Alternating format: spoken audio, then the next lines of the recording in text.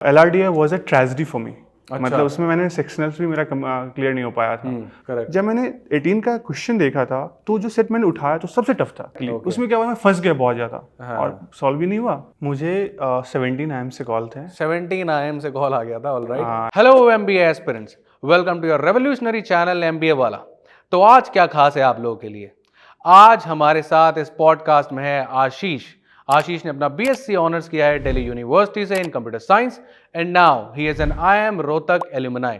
आशीष ने इस particular cat journey को एक बार नहीं 2 बार फेस किया है, 2018 and 2019। After one unsuccessful attempt कैसे इन्होंने उन चैलेंजेस को, उस फियर को ओवरकम किया to get a 99 plus percentile in 2019 and bagging 14 IIMs calls as well as conversion of interview. तो जानते हैं आशीष से कि क्या वो हैक्स हैं, क्या वो स्ट्रैटेजीज हैं जो आशीष के लिए काम I and he could kept his काम for the last particular month and the day of exam. So welcome Ashish, welcome to this beautiful podcast. Thank you for having me here.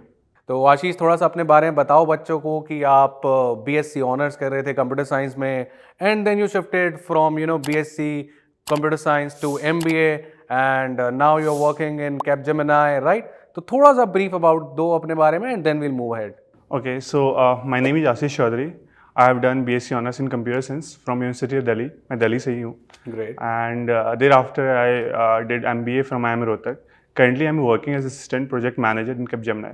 All right, great. तो my journey from computer science to MBA, it was like कहते हैं ना कि आप computer science में जाते हो तो you have that mind कि you'll have to do programming and all. I did enjoy that in the initial days. But after a point I started feeling like, this has to be something else I want to do. तो last semester में मेरा ये data science data mining Delhi university curriculum में, तो वो मुझे बड़ा मज़ा आता था करने में। And I use to find it very praiseworthy और से वेरी अच्छा लगता था मुझे इसको करने में कि you are finding insights from data and all. तो वो चीज़ मैंने फिर ऐसा है ना कि आप if you are into data analysis तो आपको ना बस क्या होता है कि आपको इंसाइट्स देना है and somebody will observe it and then they will recommend the actions. मुझे ये करना था कि I am also finding the insights and I am also recommending the actions. तो ये चीज़ ना MBA में हो सकता था। That's how I got to know that if you are getting into any role where you can utilize your managerial skills. At that time, you can provide the actions for the observation that you have got from that data. So that was the motivation why I set for. तो guys आपने देखा जैसे कि आशीष आपको बता रहे हैं कि he went for computer science but there he did not enjoy coding part. तो उनको लगा कि यार what is my first love, what I want to do for my entire life, and ये बहुत important होता है while you're choosing any career option. Right? Correct. तो मतलब I am also from IIT Roorkee. I was also an engineering student but now right now I'm teaching. Right, तो you have to find that love and ये सब बातें चलती रहेंगी, जारी रहेंगी। आशीष को हम फिर भी कभी दोबारा भी बुलाएंगे, डिस्टर्ब करेंगे and will know about his post MBA journey, his Capgemini journey and the shift from computer science to MBA। पर बिकॉज आशीष थोड़ा सा कैट फीवर चल रहा है, तो ये सब बच्चे जो भी आपको सुन रहे हैं इनके मन में ना सिर्फ एक ही सवाल है कि आपने प्रिपरेशन कैसे करी MBA की। Shifting gears from there to MBA। एक बच्चा जो होता है ना उसको बड़ी दिक्कत आती है VARC में। फॉर एग्जांपल अगर मैं अपने आपको कलीग्स की बात करूं जो मेरे साथ प्रिपेयर कर रहे थे इन देयर फाइनल ईयर या प्री फाइनल ईयर, तो इन लोगों की मैथ्स अच्छी थी भाई, इंजीनियरिंग स्टूडेंट, बट कहीं ना कहीं VARC से थोड़ा सा डरते थे, राइट? और कहीं ना कहीं आप लोग 11th-12th में PCM में इतना फोकस्ड हो जाते हो while preparing for IIT NIT और like the colleges like DU कि आपका VARC पे ध्यान ही नहीं रहता, राइट? रीडिंग पे ध्यान ही नहीं रहता, लिटरेचर पे ध्यान ही नहीं रहता। तो क्या आपको भी VARC में दिक्कत आती है या whether you are comfortable in that? In fact, VARC was my strength. Okay, nice. Reason why? क्योंकि जब मैं दिल्ली यूनिवर्सिटी में आया तो I had developed this habit. I used to read The Hindu and Financial Times daily. तो मुझे ना वो हैबिट हो गया था। Okay. तो जब मैंने कैट मॉक्स देना शुरू करा तो इट फील्ड लाइक कि this was coming very naturally to me. कि मतलब बहुत दिक्कतें नहीं होती थी। I had to work on my time of course because more you practice RCs better it is, but answers बन जाते थे, मतलब इन्फ्रेंस बेस्ड क्वेश्चंस बहुत आता है। Nice. तो वो ना मतलब ऐसा नहीं लगता था कि I have to work on this. Okay. तो मुझे बहुत हेल्प हुआ था उसका। तो भाई हर इंजीनियर की VARC खराब नहीं होती। See what Ashish did was he was continuously reading while in his college. And क्या रीड कर रहे थे? Hindus, editorials. तो ये उनको हेल्प करा एक्चुअली में. So guys ideally you should also keep reading. Actually उससे आपकी नॉलेज भी एनहांस होती है और जो क्विक इन्फरेंस बेस्ड क्वेश्चंस या what is the gist of the passage आप समझ पाते हो. That is what he is trying to see. Just see through his journey. वो पढ़ते जा रहा था. अब जब वो पढ़ते जा रहा था तो उसकी अंडरस्टैंडिंग जो थी वो बढ़ गई. ऑफ कोर्स रीडिंग स्पीड बढ़ गई होगी जिसने आपको eventually with in the time limit रहने में हेल्प किया होगा. राइट. तो आशीष के साथ VRC में तो दिक्कत नहीं थी. तो आशीष कोई तो हिकअप रहा होगा in your journey. Let's know the hiccups he faced and how he overcome that. Okay, मैंने 2 अटेम्प्ट्स दिए हैं कैट का. फर्स्ट अटेम्प्ट में भी मेरा BASC सही था, quant was okay. LRDI was a tragedy for me. मतलब उसमें मैंने सेक्शनल्स भी मेरा क्लियर नहीं हो पाया था. तो LRDI वाज द सेक्शन जहाँ बहुत ज़्यादा प्रैक्टिस लगा and that was the section जो कि सबसे चैलेंजिंग था मेरे लिए. I mean in both the CAT attempts I was not sure even in the second attempt की मतलब बहुत अच्छा हो जाएगा. बट फॉर्चुनेटली उस year I was able to solve few questions. Fortunately तो नहीं होता. आपकी मेहनत है उसके पीछे. 2 अटेम्प्ट्स मतलब 2 साल की प्रिपरेशन डेफिनेटली रही होगी. राइट. करेक्ट. तो guys LRDI a tough challenging particular section जहाँ से आप लोग भी डरते हो. And in fact it is a challenging one because a lot of things depends upon your LRDI section score. One is the set you choose. Right. तो आशीष आप थोड़ा इनको बता सकते हो कि आपने कितने सेट किए थे और आपने कौन से ईयर में अपना पेपर दिया था जो आपने क्रैक किया. मैंने क्रैक करा था 19 में. 2019. मैंने उससे पहले 18 में भी दिया था. ऑलराइट. देखिए सबसे इंपॉर्टेंट क्या है ना, मुझे जो लगा कि I mean if you are good at LRDI तो game is all together different for you. But if you are struggling तो सबसे इंपॉर्टेंट है ना कि आप सेट कौन सा चूज करते हो. क्योंकि आप एक बार स्ट्रक कर गए ना तो फिर तो गेम खराब हो गया. करेक्ट. मैं बता रहा हूँ, पहले 18 का बता रहा हूँ. 18 में क्या हुआ था कि मेरा ना इंग्लिश बढ़िया गया. इसके बाद LRDI आया. फर्स्ट सेट मैंने ट्राई करा and I was like easy है, हो जाएगा. मेरा ना 25 मिनट्स चला गया. अच्छा. पहले सेट में 25 मिनट गया. 25 मिनट चला गया. जब मैंने टाइम देखा तो मुझे लगा कि I am done with it. अभी 25 मिनट खत्म हो चुका है. 5 मिनट इधर उधर सोचने में चला गया कि अब तो हो ही नहीं सकता. ज़्यादा से ज़्यादा एक सेट और बना लूंगा मैं. एक सेट से कुछ होने वाला है नहीं. तो मुझे याद है कि I was the only student जो शायद ब्रेक लिया वॉशरूम जाने के लिए. अच्छा. मतलब मुझे लगा कि अब तो हो गया. आई वॉज डिसहार्टेंड कि I had prepared so much and this is what is happening. But next year क्या हुआ कि वही उसी चीज़ पे मैंने काम करा कि I had to find right sets, easier ones. जब मैंने 18 का क्वेश्चन देखा था तो जो सेट मैंने उठाया तो सबसे टफ था. It was very difficult. It was under very difficult category. मतलब बेसिकली छोड़ने वाला सेट था. इसको just move on करना. That was there to just kill the time. Exactly. उसमें क्या हुआ, मैं फंस गया बहुत ज़्यादा और सॉल्व भी नहीं हुआ. तो फिर वही मैंने जितने भी मॉक्स दिए मैंने यही कोशिश करा कि I should just by reading the questions understand कि डुएबल है. It can be solve. I mean, I should not get this on my ego कि because I am solving this, I have spent 10 minutes. ये बहुत बड़ी बात कह दी आपने, ego वाली है ना. Right. मतलब आपको ऐसा नहीं लगना चाहिए कि आपने 10 मिनट लगा दिया है, अब सॉल्व करना ही है. 10 मिनट में नहीं बना तो मूव ऑन.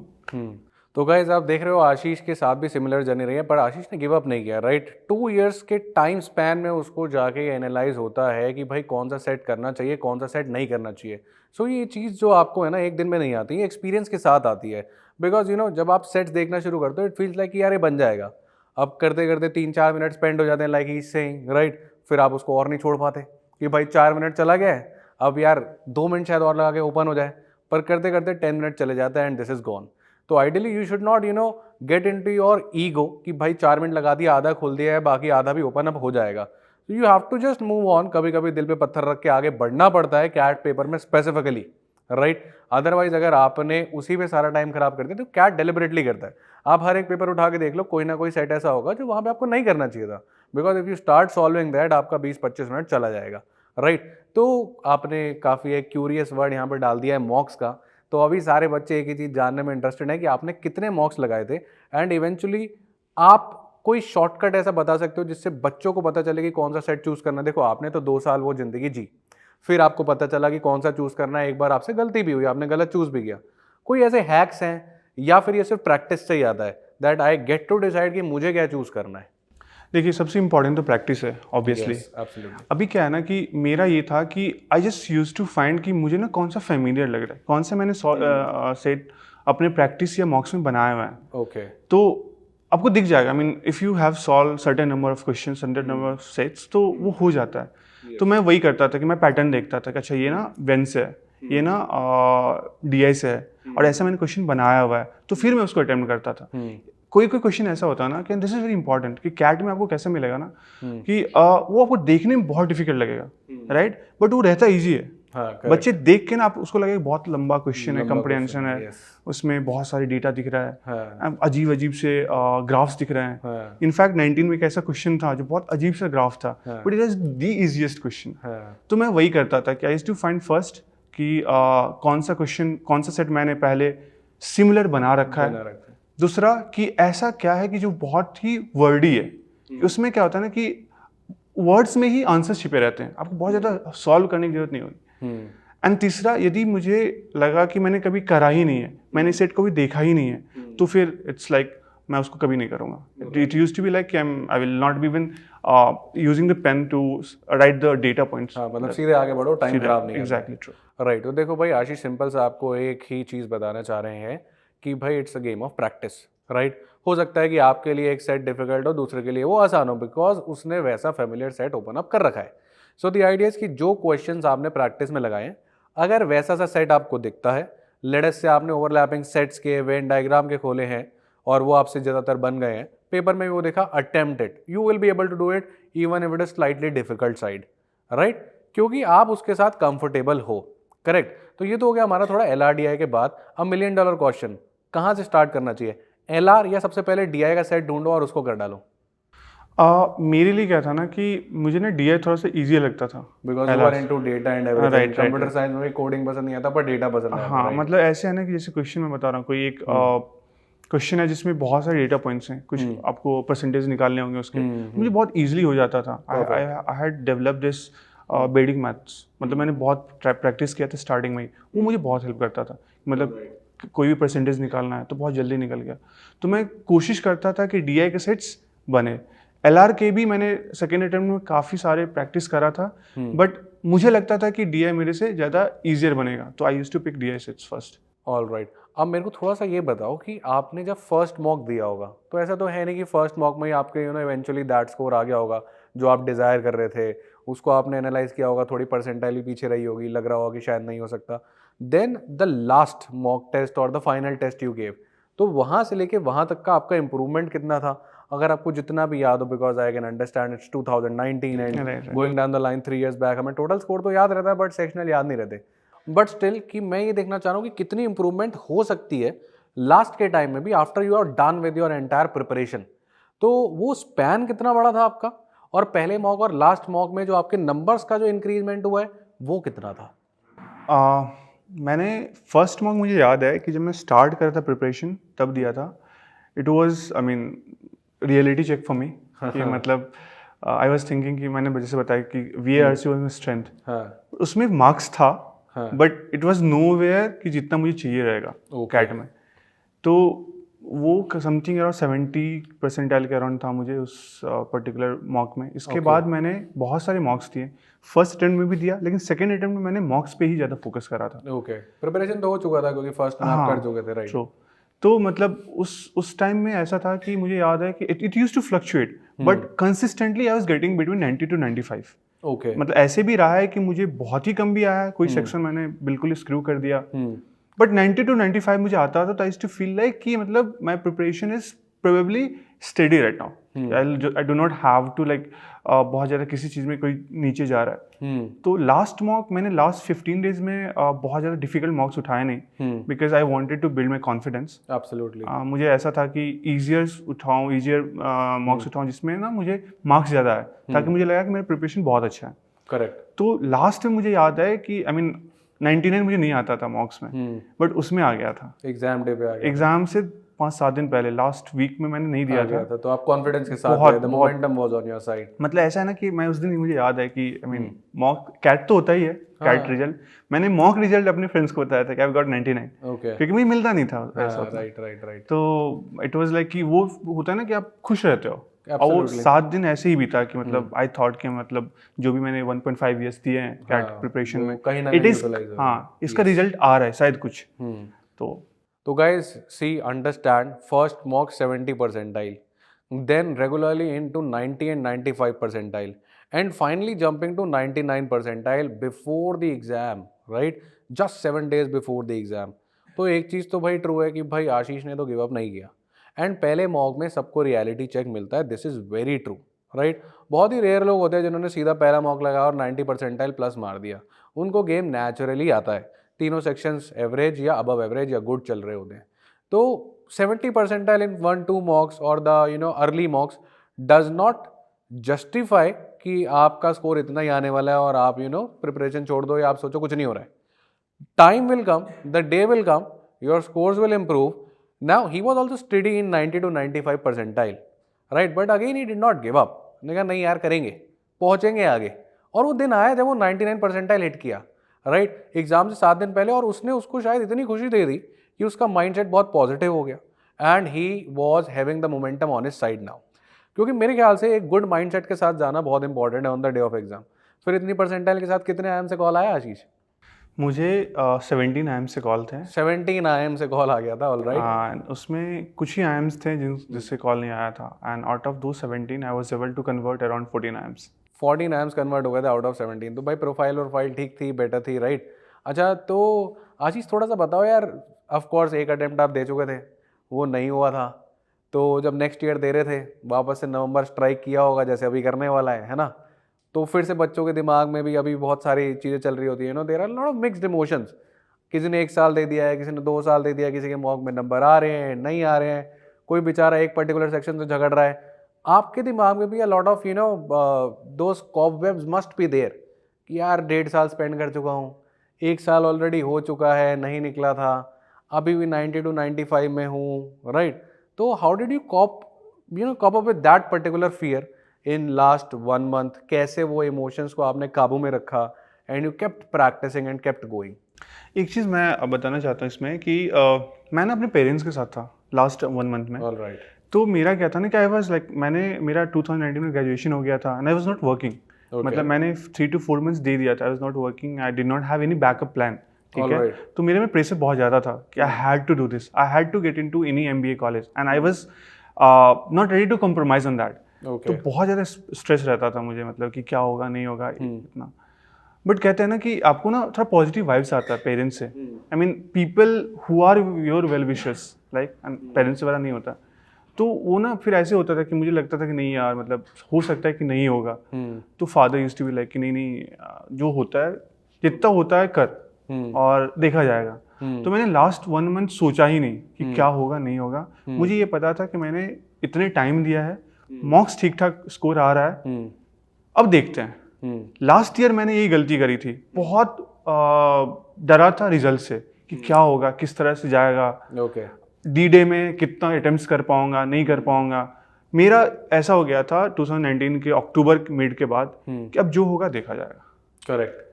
मतलब ऐसा नहीं था कि मैंने प्रिपरेशन छोड़ दिया था, बट माइंडसेट ये था कि प्रिपेयर करते रहो, इम्प्रूव करते रहो। ये स्कोर, लेट्स से LRDA मेरा थोड़ा वीकनेस था, तो ये सेट्स नहीं बना, ये रिपीटेडली मॉक में आ रहा है, I have to practice that. तो ये मैं करता था, बट मैंने ये नहीं सोचा कि रिजल्ट कैसा रहेगा। उससे ना बहुत ही ऐसा रहा कि ईजी हो गया था मेरे लिए। मतलब I was not fretting about कि where what will I do after CAT. Basically positive mindset रखो, एग्जैक्ट, पॉजिटिव पीपल के अराउंड रहो, पॉजिटिव ऑरा रखो, right, and forget like this is the last month and एक महीने बाद आपका cat है। जैसे प्रिपरेशन चल रही है चलते रहे, है ना, वैसे ही करते रहो, मॉक टेस्ट लगाते रहो, जस्ट स्टे पॉजिटिव। जितना बन रहा है अच्छा है, अपन मेहनत करते रहेंगे, बाकी देखा जाएगा, right. Exactly. So even after 1 year of unsuccessful attempt he can keep a mindset like that. तो यार जो लोग भी फर्स्ट अटेम्प्ट में वो लोग तो रख ही सकते हैं, राइट। आप सिंपल पॉजिटिव एटीट्यूड रखो टूवर्ड्स द पेपर, ज़्यादा सोचो मत क्या बन रहा है क्या नहीं बन रहा है। जो नहीं बन रहा है उसको दोबारा उठाओ, प्रैक्टिस करो and just go for it, right. जितना अपने ऊपर इस चीज़ को हावी होने दोगे कि यार 4 दिन बाद पेपर है, 3 दिन बाद पेपर है, तो आप वो ना घंटे ही गिनते रहोगे या दिन ही गिनते रहोगे, जबकि आपको करनी पड़ाई है, राइट। तो फिर आशीष कैसा फील हुआ after getting a lot of conversions from 14 IIMs as you mentioned? तो पूरी जर्नी, उसके बाद till your DU and then thinking of MBA, thinking of a shift is itself a very big thing, उसके कोई बाद में चर्चा करेंगे। उसके बाद 1 साल अनसक्सेसफुल अटेम्प्ट, फिर सक्सेसफुल अटेम्प्ट, थोड़ी लंबी जर्नी, राइट। तो after you get all those things and वो कॉल्स आते हैं, फिर होता है कि अभी तो कॉल्स आए हैं, अब कन्वर्ट करना है, फिर जब वो कन्वर्जन के बाद फाइनल मेल आता है, तो how was your feeling after that? जब मुझे फाइनल कॉल आया था, मुझे याद है उसमें लॉकडाउन चल रहा था। और सारे मैं अपने फैमिली के साथ ही था। तो मतलब I can not describe in words कि कितना खुशी हुआ कि मतलब इनफैक्ट वो भी होता है ना कि आई ऑलवेज से कि मतलब आपका ना कितना खुश हो या किस लेवल का अचीवमेंट है आपके पेरेंट्स के फेस पे दिखता है। Absolutely right. तो आई हैव मतलब my father was my biggest strength मतलब all through my CAT journey even beyond that. But जब मैं उन्हें बताया ना कि इस कॉलेज से मेरा कन्वर्ट हो गया है, he was like, चलो हो गया। सही It was his 2 words that he had said. तो मतलब that was my feeling as well कि चलो हो गया, ठीक है। So that feeling is absolutely great. I mean I cannot describe in words कि कितना खुश था उस दिन में। So that smile on your face right now also shows that how happy you were on that particular day. So guys, again, the time will also come for you as well when you'll be happy like that. तो आशीष कुछ final word जो आप हमारे young aspirants को देने जाओगे जो अभी वो जिंदगी जी रहे हैं जो शायद आपने कुछ टाइम पहले जी थी, कुछ फाइनल वर्ड्स टेलिंग देम कि how much you have to attempt, don't panic, because काफ़ी बच्चों को ये भी लगता है कि यार 99 परसेंटाइल स्कोर करने के लिए तो मेरे को 80% मार्क्स लाना पड़ेगा या 90% मार्क्स लाना पड़ेगा। तो just I want you to guide them a little bit कि भाई देखो कितना है and it is achievable, it's just about the right choice. Some final words for our young aspirants and the last month how they should plan. First thing is कि ये मत सोचो कि 50% मुझे क्वेश्चंस करने हैं, 40% क्वेश्चंस करने हैं, वो नहीं हो रहा था, दिक्कत है। आई मीन मेरा जो सेकेंड कैटेगरी था ना वो थोड़ा डिफिकल्ट था VARC में and I was consistently scoring well in VARC। तो मेरा क्या हुआ था कि उसमें थोड़े क्वेश्चंस कम बने थे मार्क्स से बट परसेंटाइल बेटर आया। Okay. तो मतलब ये आपको फ्रेट नहीं करना चाहिए। I mean if you are preparing right now you should not be fretting about कि इतने क्वेश्चंस करना है, इतना ही मॉक परसेंटाइल आना चाहिए। I mean I think mock percentile is not at all important. What is important is if you are working on your weaknesses और not. अभी 1 महीना में क्या है ना कि मोस्ट इंपॉर्टेंट थिंग इज कि अभी लास्ट इसको ऐसे डिवाइड करते हैं 15 डेज एंड 15 डेज, मैंने ऐसे करा था। अभी 15 डेज में आप जितने भी मॉक्स दे सकते हो, अभी शायद कुछ समय के बाद एडमिट कार्ड आ जाएगा। Absolutely, 7 November this time. 7 number. तो एडमिट कार्ड को आपको स्लॉट पता चल जाएगा and you have to kind of channelise yourself, you will have to make yourself familiarise with that time frame. कभी कभी क्या होता है ना कि हम रात भर पढ़ते हैं, सुबह सोते हैं। मैंने कई दोस्तों को देखा है कि उनको ये आदत था, जिस दिन गए उनको नींद आने लगा। Absolutely. अब अपने 100% बेस्ट में नहीं हो तो वो ना मॉक्स उसी टाइम पे दो, वो बहुत इंपॉर्टेंट है। कि मैं फर्स्ट 15 डेज में पता नहीं मैं शायद डेली मॉक देता था। बेसिकली बायोलॉजिकल क्लॉक को सेट करना पड़ेगा उस टाइम के अराउंड, अदरवाइज ऐसा हो सकता है कि आप 100% पोटेंशियल पे ना हो। Exactly. And then you might not get the desired result जो आपके मॉक में अचीव हो रहे थे। Exactly. I mean if you not at your 100% तो आपका ना माइंड उतना उस तरह से काम नहीं करेगा, राइट। Okay. तो ये मेरा 15 डेज में तो यही था। एंड नेक्स्ट थिंग इज कि यदि आपने जो नहीं पढ़ा है, कुछ चीज़ ऐसे होता है कि कुछ चीज़ आप इग्नोर करते हो, कुछ टॉपिक्स जो आपको लगता है कि ये कम क्वेश्चंस आते हैं, तो अब don't take them now, don't practice them कि अभी वो हो गया। अभी जो तुम्हारा स्ट्रेंथ है प्रिपेयर दैट ओनली। उसमें ऐसा होना चाहिए कि अभी मैं ये करता था कि LOD 3 questions, level of difficulty 3 questions मैं बहुत इस समय करता था। रीजन इज कि अभी कॉन्सेप्ट आपका बन चुका है, करेक्ट, ठीक है, और इजियर क्वेश्चंस आपने कई सारे देखे होंगे, बनाए होंगे, बना रखे। बट अभी आपने बहुत डिफिकल्ट क्वेश्चन करोगे ना जिसमें आपको 10 मिनट्स लगेगा, 15 मिनट्स लगेगा, तो क्या होता है ना कि वो आपको पूरा रिवाइज करा देता है, पूरा वो सेक्शन, वो टॉपिक रिवाइज हो जाता है उस क्वेश्चन के थ्रू। तो मैं जब प्रैक्टिस करता था लास्ट 15 डेज में तो वैसे क्वेश्चंस उठाता था जिसमें काफ़ी डिफिकल्ट हो। आई न्यू कि ये क्वेश्चन नहीं आएगा कैट में, बट फिर भी मैं वो करता था just to revise the syllabus. All right. तो गाइस ये आशीष की जर्नी थी। As per him the one point is very important कि अपनी बायोलॉजिकल क्लॉक को सेट करो, बिकॉज ये तो मैंने अपने पास में बहुत सारे स्टूडेंट्स के साथ भी देखा है, right. There was one student I remember he used to study at night a lot. अब पेपर था सुबह पहले स्लॉट में, on that particular day he thought कि आज जल्दी सो जाते हैं, सुबह पेपर है, रात को नींद ही नहीं आई, राइट, क्योंकि आपको आदत है 3-4 बजे तक पढ़ने की। So that might hurt on the particular day. जैसे ही आपका कैट का एडमिट कार्ड आता है, you know the slot, so try to adjust with that time. कम से कम आपको 7 से 10 दिन लगते हैं to adjust that biological clock. तो start doing that as soon as you get your admit card. Secondly, Ashish focused on the difficult questions in the last 15 days. अब ये पर्सन टू पर्सन मेरे ख्याल से एनालाइज कर सकती है स्ट्रैटेजी, राइट, क्योंकि Ashish was already in to 90 to 95 percentile range, और वो आसान टॉपिक्स और मिडिल क्वेश्चन जो मिडिल लेवल टॉपिक्स होते थे ही was easily able to do, right. तो ऐसा नहीं है कि वो डिफिकल्ट करेगा उससे नहीं बनेगा तो कॉन्फिडेंस ब्रेक होगा, but as Ashish also mentioned कि कॉन्फिडेंस आपको अपनी साइड पे रखना है। तो choose the last minute questions for you wisely, जैसा आपको लगता है, राइट। अगर आप किसी सेक्शन में मेरे को लगता है कि डिफिकल्टी फेस कर रहे हो, तो वहां से जबरदस्ती का डिफिकल्ट उठा लेना will not make much sense. But किसी चीज पे आपका कमांड आ चुका है, लाइक क्वांट पे आपका कमांड आ चुका है, वहां से डिफिकल्ट उठाओ, will make a lot of sense, because वहां पे आसान और मिडिल लेवल करोगे तो it's just a waste of your time, right. So guys, that was Ashish with us, and we thank him a lot for bringing quality discussions over here and taking time out of us, right, and taking time out of his hours and coming here and talking to you guys. Specifically आप लोगों के लिए यहाँ पर आए थे, right, and wanted to share his journey about CAT, the 2 years he has spent for CAT preparation. तो I think so मोटा मोटा आपको आइडिया लग गया होगा कि आपको क्या 1 महीने में करना चाहिए, क्या नहीं करना चाहिए, and ultimately is a momentum game I guess, है ना। और आप कभी भी जज नहीं कर सकते गाइस कि आपका पेपर अच्छा हो रहा है कि खराब हो रहा है। हो सकता है कि आपसे वहाँ पे वर्बल में अटेम्प्ट कम हुए, पर जो आपका स्लॉट था वो पेपर ही डिफिकल्ट था, एंड लास्ट में जब कैट आपका जो स्केल्ड स्कोर है उसको जनरलाइज करेगा, सब स्कोर्स के साथ मैच करेगा, तो हो सकता है आपकी अच्छी परसेंटाइल हो। तो once you go ahead into the next section, I think so you should forget about the past. Exactly. Right. And जितनी भी आपकी जर्नी में खराब मार्क्स रहे उनको तो भूलना ही भूलना है। Like of course he must have forgotten about his previous attempt, otherwise वो रिवॉल्व कर देता और वो आपको स्कोर नहीं करने देता, राइट। तो गाइज द पॉइंट इज कि even in the paper during that particular day, आप VRC से LRDA पे जा रहे हो, यू हैव टू फॉरगेट कि हाँ VRC में आपने कितना अटेम्प्ट किया, कितना नहीं हुआ है, आप किसी क्वेश्चन में अटके थे, नहीं अटके थे, otherwise that thing will keep revolving in your head and आप स्कोर करने में प्रॉब्लम आपको हो सकती है।